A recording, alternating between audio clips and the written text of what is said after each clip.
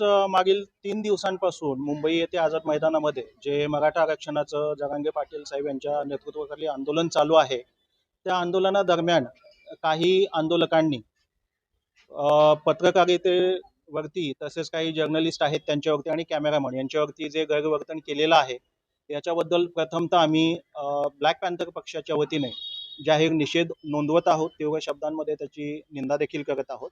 कारण ही महाराष्ट्राची भूमी आहे, जेथे अतिशय महामानव जसं डॉक्टर बाबासाहेब आंबेडकर, ज्योतिबा फुले, राजश्री शाहू महाराज, छत्रपती शिवाजी महाराज यांच्यासारख्या अनेक महामानवांची ही कर्मभूमी आहे, जन्मभूमी आहे. आणि अशा या कर्मभूमीवरती, या पवित्र भूमीवरती लोकशाहीच्या चौथ्या आधारस्तंभावरती होणारा आघात हा ब्लॅक पॅन्थर पक्षाकडून मुळीच खपवून घेतला जाणार नाही.